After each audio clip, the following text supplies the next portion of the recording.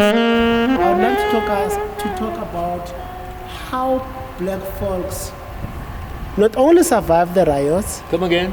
How black people in Soweto not only survived the riots, June 76, but how they changed their lives, how they recaptured their pride to create about some of the greatest music, culture, painting, writing, everything that, the sort of the Soweto Renaissance of sorts, late 70s, when the Beaters, Harare, Teta, all of those bands were coming up, Joy, Shadi, all of those bands that are coming up around that time, Sakile, Bayete, and so on and so on. When because those bands came out in the late 70s, after 76 had started, and then the late 70s up to early 80s was really the peak point of Soweto expressing themselves, taking up their pride, showing their black pride, almost like the soul music era. So what I would like you to tell us about is the riots and what happened in June 76 could not dampen people's spirits.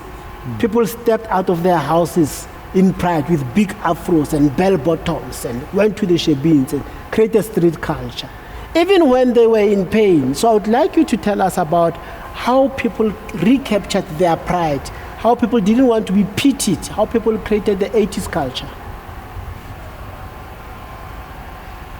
I'll just give you my concept of what I, as a writer, I felt at the time. Yeah. When in Sharpeville, we found the evil apartheid system had killed so many people. When they walked to the police station to try and plead them so that they are not interested in carrying the dompas.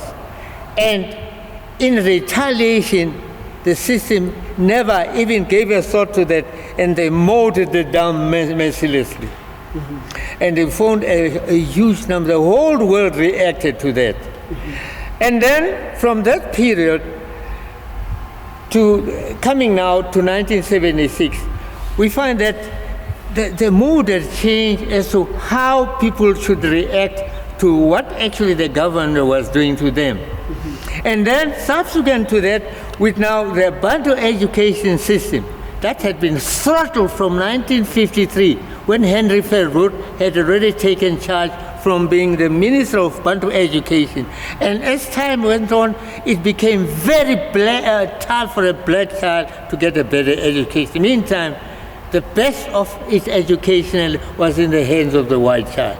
Then as we came closer to 1976, we find that things became harder. And the more now children felt, oh no, Afrikaans is not our language, we are not interested. Then they took up arms against the sea of troubles by revolting towards this education, by taking arms now to what resulted in 1976. Now the calamitous educational system, which I've written about in a research book, was such that from that period, it was so difficult from a black child to pursue into any avenue, academical or from an educational perspective. And then we find that the system was so hard that the children were to resort to something that is different. And I came up with an idea that since they were no longer interested in formal education, something should be done to channel their energies in the form of music, art and drama. So I went around and told my dad that from the shop we must go across in Duba to YWC and try and encourage the children, the youth, to come and channel their energies in music, art and drama. Then I got volunteers in the lines of Sidney Kumalu, the late, was a sculptor, Sipos Pamla, Juk Keche, Munchu, and some guy from Mofolo North who was an artist. They volunteered that they are prepared to come to my rescue and help the students because they had lost direction. And we started this. That was 1970. It was, I think, the late of 1976.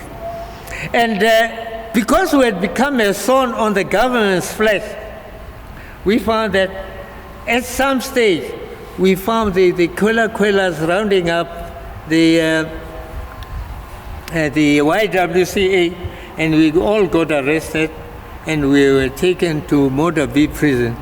And we found that at that period, even all the teaching staff and the principal of Morris High Isaacson, Lekhaye Matabate, were all locked up with Dr. Tato Motlan at Modabi. We were mushed up in that prison for that period. And that was a lull until towards of December, when we got a break to be freed, and most of the guys skipped the country. And that is a period that was very, very sad. And what was worse at that period is when they killed Steve Biko, the black conscientious leader. We had conscientized from a political perspective, making us aware of who we are. He says, black man, you are all on your own. And what Biko preached at the time. And mark you, Biko had before the 1973, he had visited a home girl, a friend of ours, next to Mrs. Uwezi, Madala Mpatele's wife. He was working on linters at the time. That's Madala. And then he came to my shop, my late father's shop, and he bought a book, The Ratchet of the Earth by Frantz Fanon. And he said to Wendy, I've known a lot about Frantz Fanon. I want to say what he says in this book. And that's the last time I saw Steve Biko.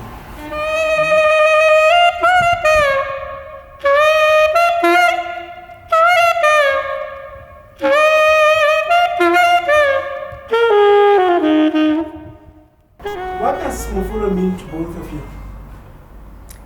Well, for me, it is home.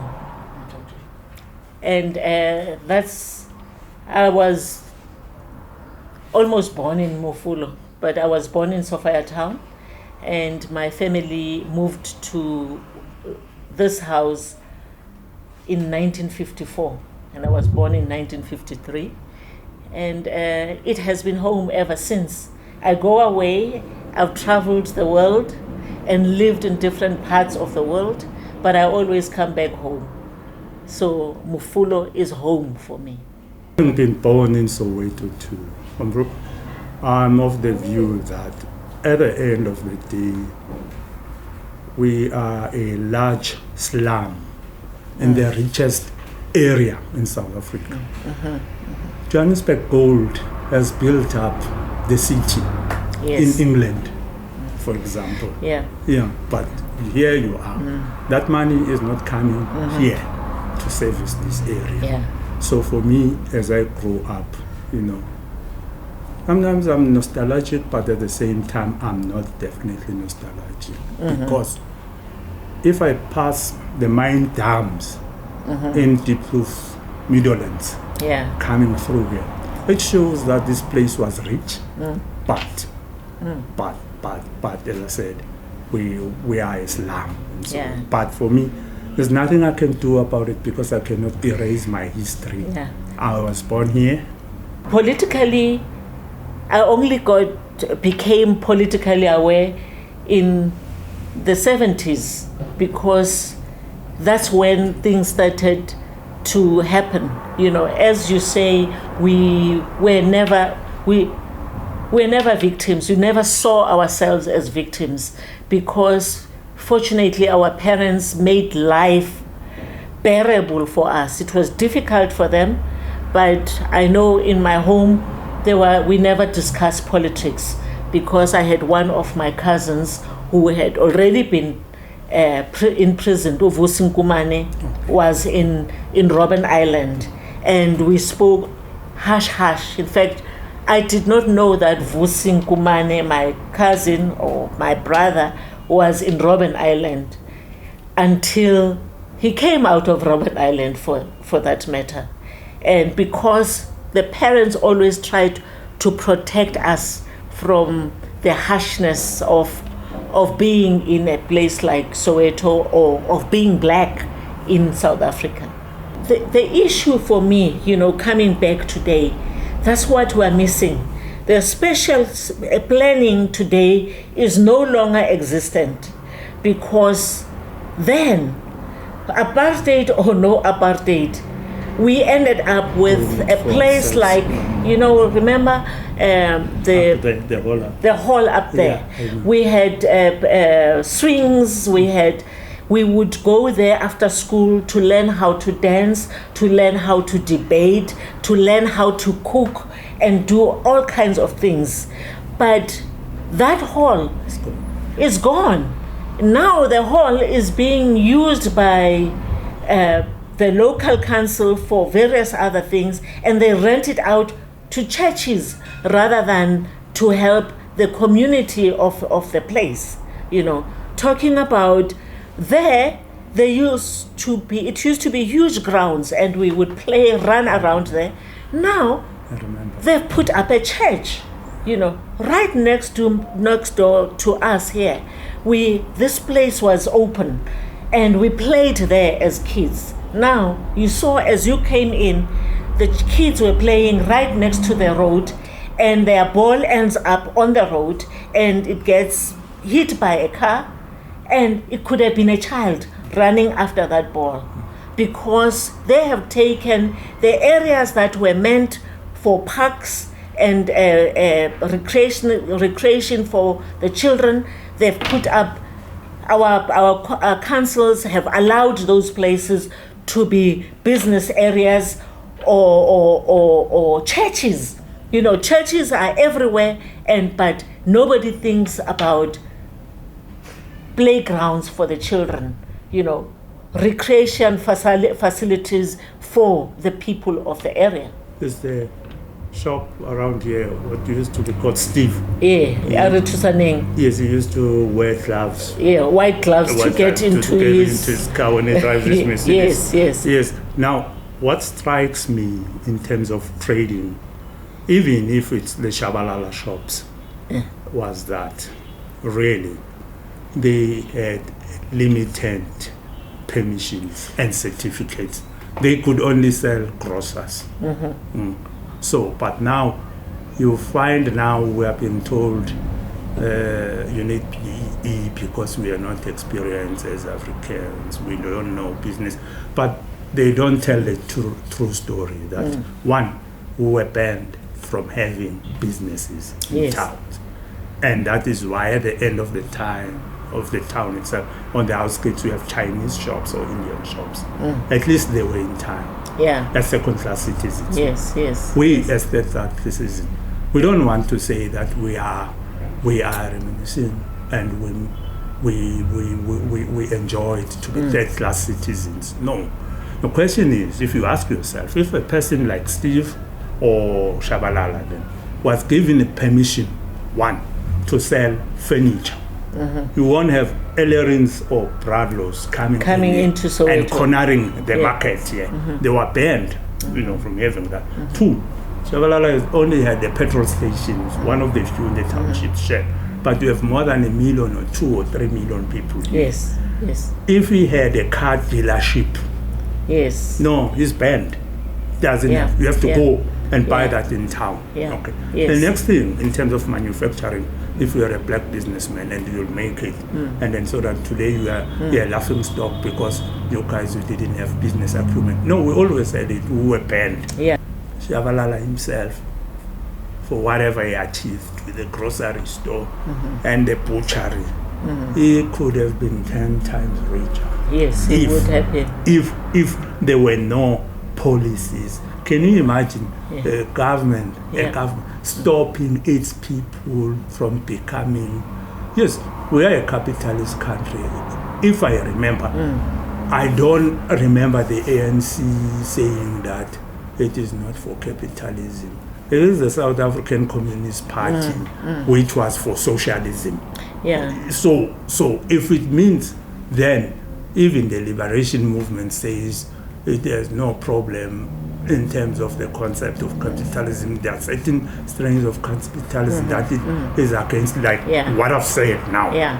Then why was it that black businessmen were used against their people? Because you have to beg for a permission to have your business. Why was it they were not allowed to compete with their white or Indian or Chinese counterparts? However, I hear what you are saying, and I totally agree with you. But what baffles me is things have changed now. We got post apartheid. Post we can talk about post apartheid.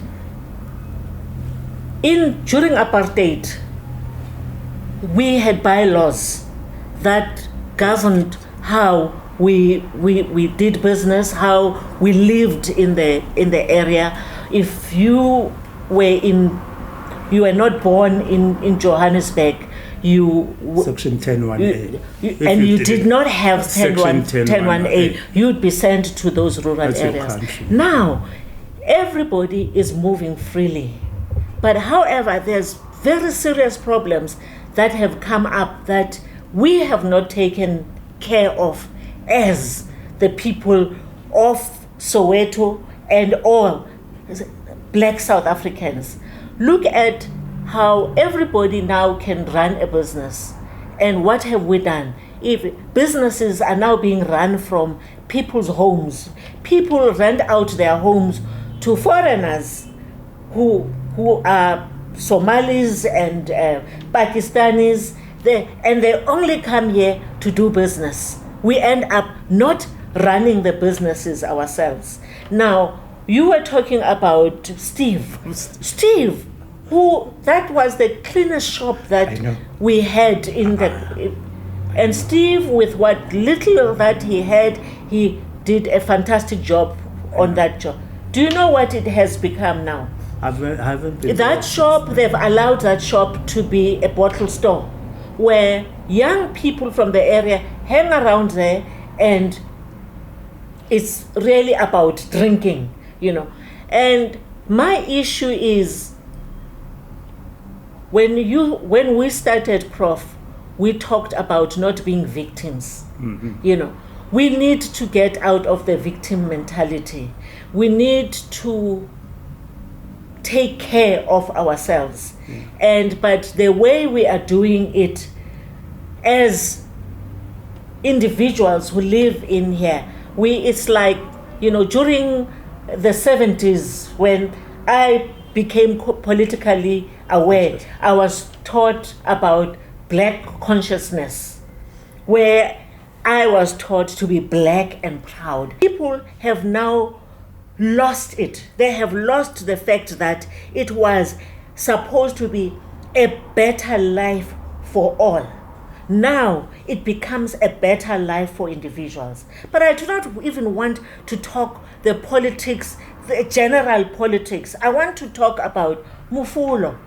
And literally say, for me, Mofolo, at some stage I decided I'm coming back home because I want to live here. This is my home. And I was sent off packing.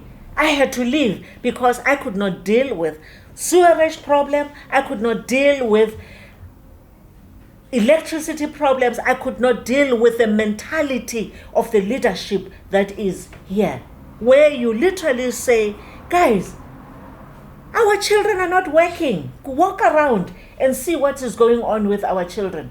Our children sit and bask in the sun from 8 a.m. till late. And the next thing that we have allowed is houses that run taverns right inside our communities. And our children drink. Our children end up being drug addicts because we have allowed foreigners to come in and sell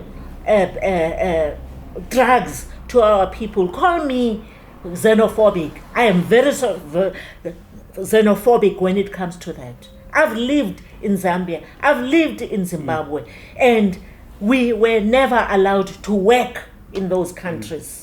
And let alone run businesses in those countries. Why are we allowing that in our midst? That shop can't do well. anymore. Because why? Because of the number of Pakistan shops that, or not shops, what do you call them? The spazas that we have here. And they are an advantage. They will sell old food to us at cheap prices, but we support them and not support our own.